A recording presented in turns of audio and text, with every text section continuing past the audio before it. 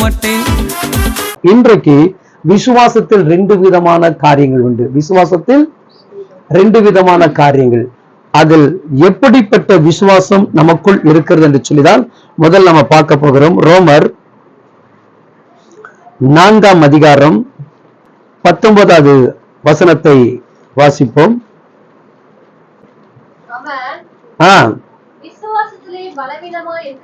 விசுவாசத்திலே பலவீனமாக இருக்கவில்லை. கவனிங்க, இது என்னங்க?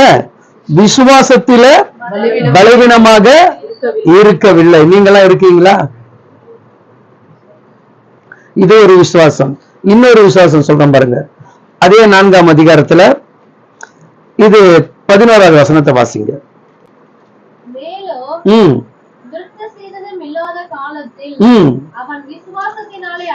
அவன் விசுவாசத்தினால் அடைந்த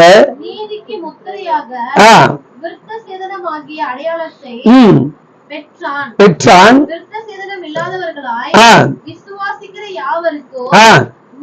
நீதி எனப்படும் பொருட்டாக கவனிங்க, இந்த விசுவாசம் தன் சாணத்தை உயர்த்தி வைக்கக்கூடிய ஒரு விசுவாசம்.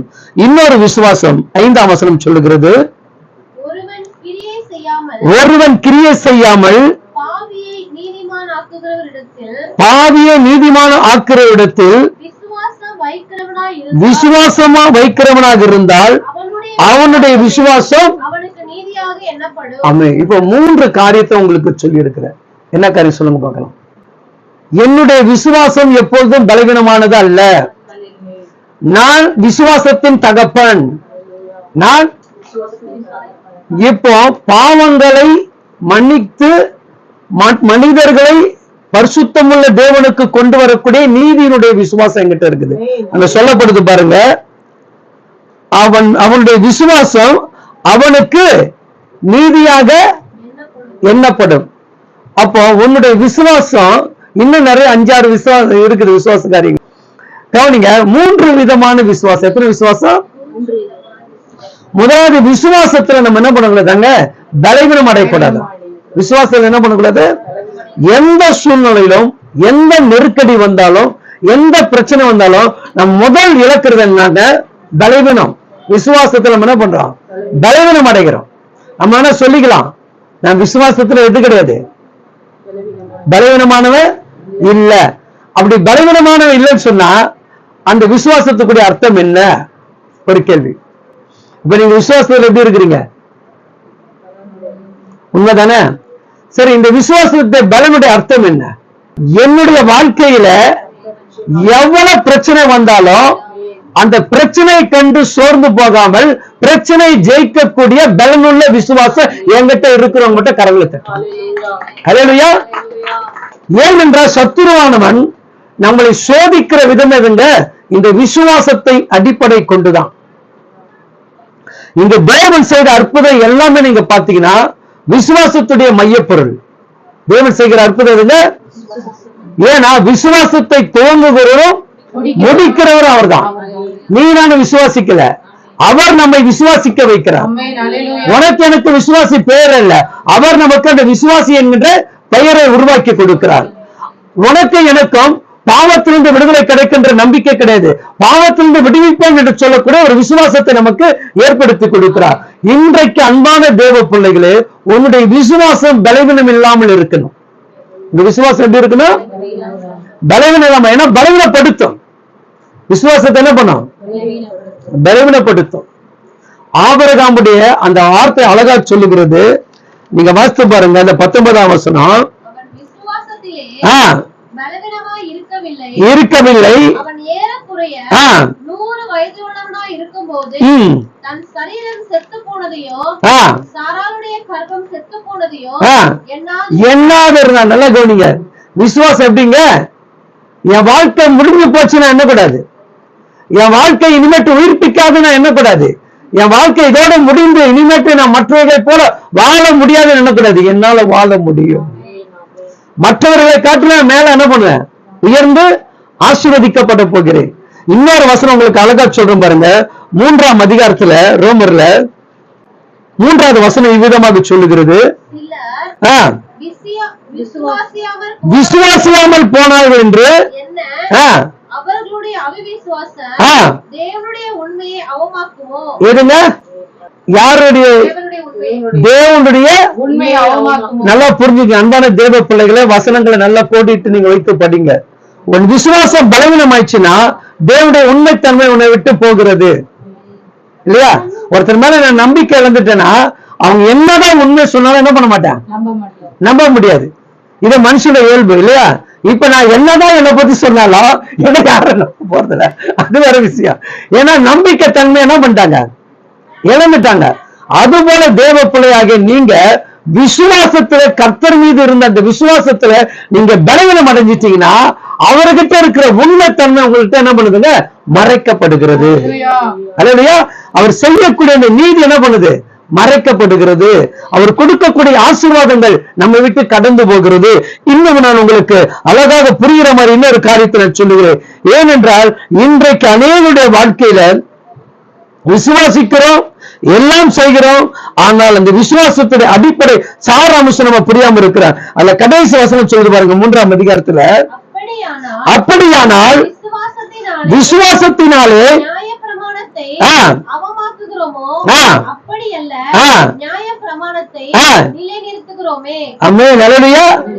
நம்ம விசுவாசம் எப்படி இருக்கணுமா, நியாயப்பிரமாணத்தை அவமானப்படுத்துகிறதாக இருக்கக்கூடாது. அந்த வார்த்தை எப்படி இருக்குன்னா, இந்த நியாய பிரமாணத்தின்படி கடவுள் எனக்கு செய்வார். அல்லேலூயா. ஏன்னா 100 வயசு அவனுடைய வாழ்க்கை என்னங்க, சரீர செத்துன்னு அவனுக்கே சொல்றான், என் சரீரம் செத்து போயிடுச்சு, இனி இது உயிர்ப்பிக்காத தெரியாது, ஆனால் சொன்னவரை நான் நம்புகிறேன். அல்லேலூயா.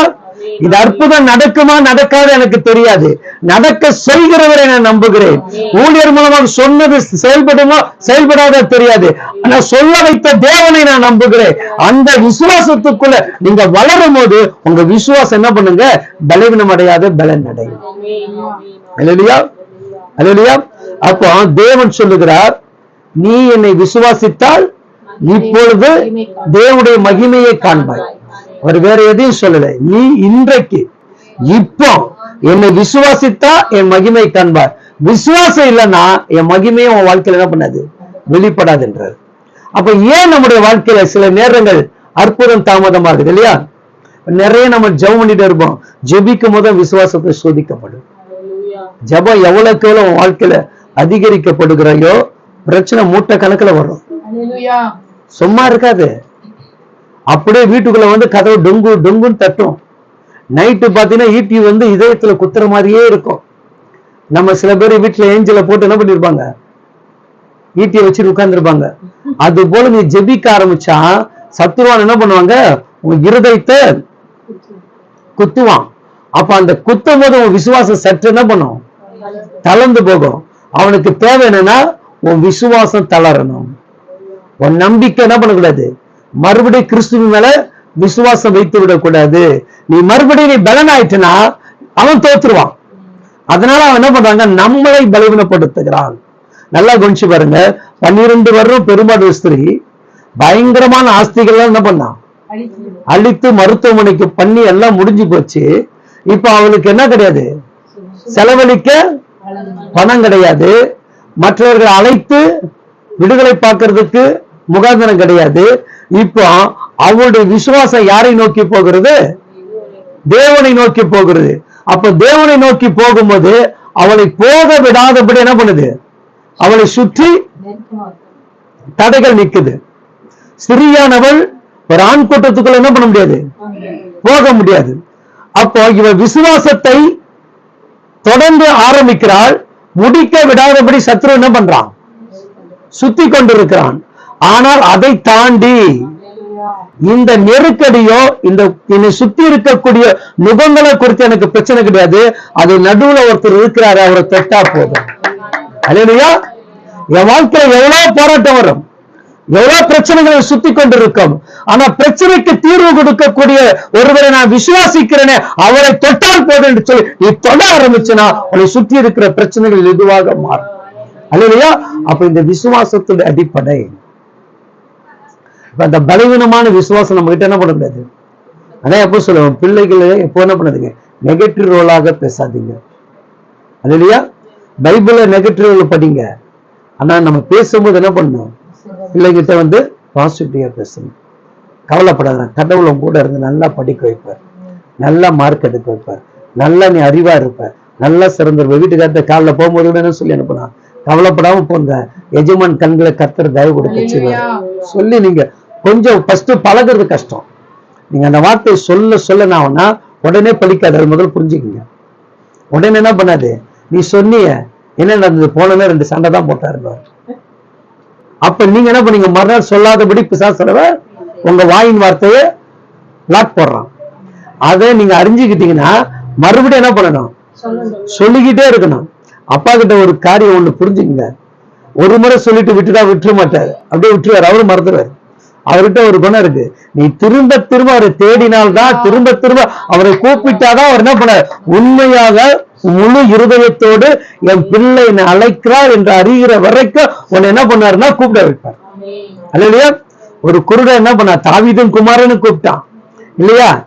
சும்மா பேசாத சத்தத்தை கேட்கிற தேவனுக்கு எங்கேயோ ஒருத்த கூப்பிடுற சத்தம் கேட்காம போயிடுமா?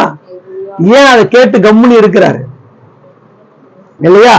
அவன் விசுவாசம் எந்த அடிப்படையில் கர்த்தர் அளவுகோல் வைக்கிறார், உன் விசுவாசம் என் விசுவாசம் எந்த அடிப்படையில் அளவுகோல் வைக்கிறார் இல்லையா.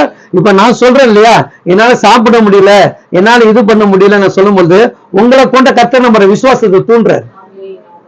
இதுதான் கர்த்தர் நமக்கு கொடுக்கக்கூடிய நம்பிக்கை. நான் என்ன பண்றேன், பசி எடுக்கிறதுக்கு நான் என்ன பண்றேன், ரெடி பண்ணிட்டு வரேன். அப்ப ஆவியானவர் என்ன பண்றாரு, மகனே நீ விசுவாசத்துல சோர்ந்து போகாத, சாப்பிட முடியாது நினைக்காத, சாப்பிடக்கூடிய ஒரு விசுவாசத்தை நான் பக்கத்துல வச்சிருக்கிறேன் இல்லையா.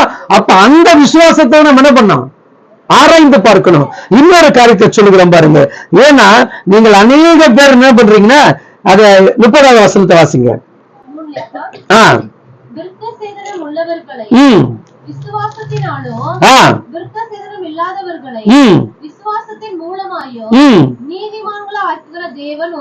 நீதிமான ஆக்கிற தேவன் எதனால,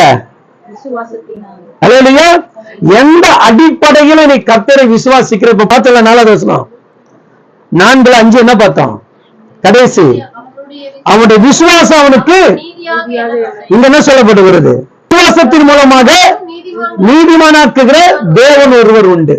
அப்ப என் விசுவாசம் கரெக்டா இருந்துச்சுன்னா என்ன எல்லாருக்கும் முன்னாடி ஆண்டவர் என்ன பண்ணாரு, நீதிமானாக அடையாளம் கட்டார். இன்னொரு அழகான ஒரு வசனம் உண்டு, நிறைய முறை இந்த வசனங்கள் என்னுடைய வாழ்க்கையில் என்ன பண்ணுங்க, இன புரியாத ஒரு காரியத்தை அது செய்து கொண்டே இருக்கும். எடுத்து வாசிங்க 24வது வசனம். நம்முடைய கர்த்தராகிய இயேசுவை மரித்தோரிலிருந்து எழுப்பினவரை விசுவாசிக்கிற நமக்கு அப்படியே எண்ணப்படும். என்ன விசுவாசங்க, அப்ப என் வாழ்க்கை மரிச்சாலும் எழுப்புகிற நான் விசுவாசித்தா என் வாழ்க்கை மரிக்காது இல்லையா. அப்போ தேவனுடைய பிள்ளைகளுடைய வாழ்க்கை விசுவாசம் தான் சோதிக்கப்படுகிறது.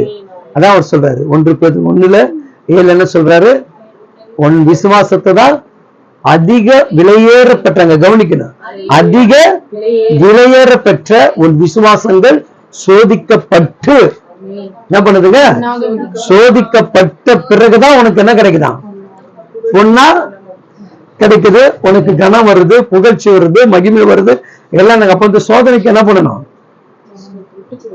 இருக்கா இருக்கா சோதனை சகிக்கிற மனுஷன் ஆமென் அல்லேலூயா. நமக்கு அந்த சோதனை தாங்கக்கூடிய சக்தி இருக்கா சொல்லுங்க, கொஞ்சம் கொஞ்சம் இருக்கு அல்லேலூயா. இன்னொரு காரியத்தை சொல்றோம் பாருங்க, ஏன்னா நம்முடைய அடிப்படை காரியங்க கர்த்தரை நம்ம விசுவாசிக்கிறோம், நம்ம எல்லாரும் விசுவாசிக்கிறோம். விசுவாசிக்காமலாம் நம்ம தேவனை நம்ம யாரும் இல்ல. ஆனா அவர் என்ன சொல்றாரு, விசுவாசியும் பலவீனமாக கூடாது. நீ என்ன விசுவாசிக்கிற, நான் தான் கடவுள் நம்புறேன், என்னால அற்புதம் நடக்கும்னு நினைக்கிறேன். ஆனா இந்த அற்புதம் நடக்கிற நேரத்தில் என்ன பண்ற, நீ பலவீனம் அடைகிறன்ற. அன்னைக்கு அவ 12 பேரும் பெருமதுஸ்ரீ அன்னைக்கு அந்த பலவீனத்துல ஐயோ இனி போய் தொட முடியாது, அவரை பார்க்க முடியாது, இவ்வளவு கூட்டம் இருக்குன்னு சொல்லிட்டு அவர் திரும்பி போயிருந்தாள்னா அவளுக்கு என்ன நடந்திருக்காது. அப்ப நீங்கள் தேவனுடைய பிள்ளையாக நீங்கள் உங்களுடைய அற்புதம் நடக்க வேண்டும் என்று சொன்னால் தொடர் விசுவாசத்தோட நீங்க என்ன பண்ணோம் ஓடணும். அழகா தான் சொல்லி பாருங்க. ரோமர் 12ஆம் அதிகாரம் 6வது வசனத்தை வாசிங்க. நமக்கு அருளப்பட்டிருக்கிற கிருபையின்படியே கவனிங்க, நல்ல இந்த வசனத்தை கவனிங்க. நாம் வெவ்வேறு வரங்கள் உள்ளபடியினால்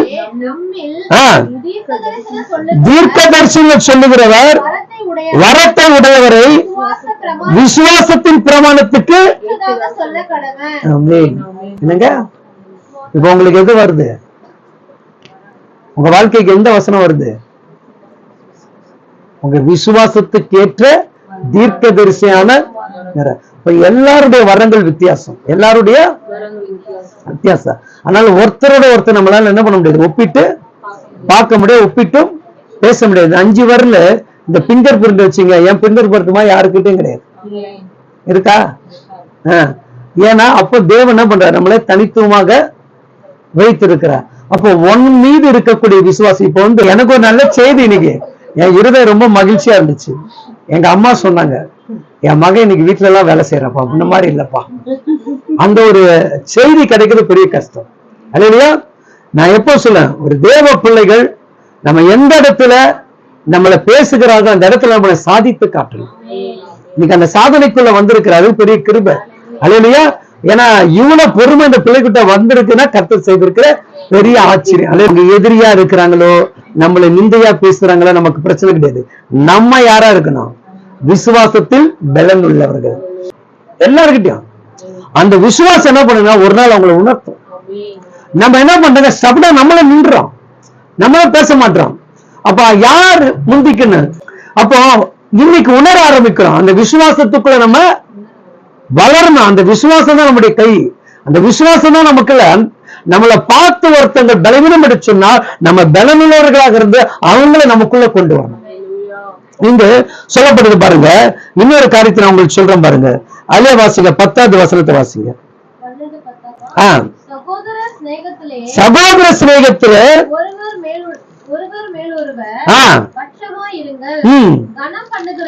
கனம் பண்ணுகிறதுல அவ்வளவுதாங்க. என்ன பண்ணணுமா, இவங்க என்ன கனம் பண்ணுவாங்க, அவங்க என்ன கனம் பண்ணுவாங்கன்னு விசுவாசம் என்ன பண்ணாது, போட்டிப்படாது. விசுவாசம் என்ன பண்ணா, வந்த உடனே சோத்திரம் பண்ணி நம்ம முந்திக் கொள்ளாமே. யார் முந்திக் கொள்கிறார்களோ அவங்கள விடுதலை பெற்று வேதம் சொல்லுங்க. அப்படிதானே? 38 வருஷமா ஒரு இடத்த உட்கார்ந்து இருக்கிறான். எவன் போய் முந்தி விழுகிறானா அவன் தான் விடுதலை கிடைக்கும். எவன் முந்தி கனம் பண்றான், கனத்துக்குரிய என்ன பண்றாரு, ஒன்னை கனப்படுத்துறார். அப்ப இந்த விசுவாசமானது நீங்கள் எந்த காலத்திலும் எந்த சூழ்நிலையும் பலவீனம் அடையக்கூடாது. விசுவாசமானது பலன் உள்ளது. அல்லேலூயா. பாருங்க, எபிரேயர் 11ஆம் அதிகாரம் 1-2-6 வாசிங்க. விசுவாசமானது நம்பப்படுகிறவர்களும் உறுதியும் காணப்படாதவைகளில் நிச்சயமாய் இருக்கிறது. அதனாலே முன்னோர்கள் நற்சாட்சி பெற்றார்கள். முன்னோர்கள் எப்படி பெற்றார்களா? நற்சாட்சி பெற்றார்கள். 6ஆம் வசனம் சொல்லுது பாருங்க. 2 வாசிங்களா? 6 வாசிங்க. விசுவாசம் இல்லாமல் யாருக்குங்க, தேவனுக்கு பிரியமாக ஏனென்றால் தேவனிடத்தில் சேருகிறவன் அவர் நம்மை தேடுகிறவர்களுக்கு பலன் அளிக்கிறவர் என்று விசுவாசிக்க வேண்டும். ஒரு கரங்களை தட்டுங்க. விசுவாசம் எப்படி உண்டு, தேடினால் பலன் கிடைக்கும் இல்லையா? அப்ப இந்த விசுவாசம் யாருக்கிட்ட இருக்கணும், நம்ம கிட்ட. எந்த நேரத்திலும் நான் சொல்லுவேன், இப்ப கூட்டம் எல்லாம் நடக்குது, மீட்டிங் எல்லாம் நடக்குது, இவளை அப்படி கண்ணு மூடினா அப்படி தெரியுது பிரச்சனைட்டு. ஆனா ஒரு செகண்ட்ல பாத்தீங்கன்னா என்ன ஆயிடுச்சு, அவருடைய தேவைகளை கத்தனம் பண்றது கொடுத்துட்டே இருக்கிறார். அப்போ நம்முடைய விசுவாசம் தொடர்ந்து அவர் என்ன பண்ணுவாரு, அதை முடிச்சிருவாரு. கூட்டத்தை நடத்துறது அவருடைய வேலை, ஊழியம் செய்கிறது நம்முடைய வேலை. ஆனால் செய்யக்கூடிய காரியத்துல மனரம்பியமா செய்யணும். இதுதான் எப்போதும் ஒருத்தகிட்ட கட்டாயம் பண்ணி எதையும் நீ மனம் பண்ணக்கூடாதுங்க. வாங்க விட, அவன் இருதயம் மனரம்பியமா கொடுத்தா இன்னைக்கு அந்த ஆகாரம் நல்லா இருக்கும். இல்லைன்னா என்ன இருக்காது, இருக்காது இல்லையா? இல்லையா? அப்படி மனரம்பியமாக எதை செய்தாலும் நம்ம என்ன பண்ணுங்க, கொஞ்சமா செய்தாலும் நம்ம மனரம்பியமாக நம்ம செய்யணும். அது விசுவாசம். நீ விசுவாசத்தை வேலை செய்யும் போது விசுவாசம் எப்படி இருக்குங்க, பலனுள்ள விசுவாசமா வேலை செய்யணும். 14ஆம் அதிகாரம் 22-23 மட்டும் வாசிங்க. உனக்கு விசுவாசம் இருந்தால் அது தேவனுக்கு முன்பாக. நல்ல இந்த வசனத்தை பாருங்க நண்பர் சகோதரி, எடுத்துட்டீங்களா? இதை நல்லா கோட்டிட்டு வச்சுங்க சரிங்களா? உங்க வாழ்க்கையும் என் வாழ்க்கையும் பரிசிக்கக்கூடிய ஒரு விசுவாசம். வாசிக்குமா? உங்களுக்கு விசுவாசம் இருந்தால் அது தேவனுக்கு முன்பாக எப்படிங்க? என்ன எப்படி இருக்குன்னா வாசிங்க. நல்லதென்று நிச்சயித்த காரியத்தில் தன்னை குற்றவாளி ஆக்காதவன் பாக்கியவான்.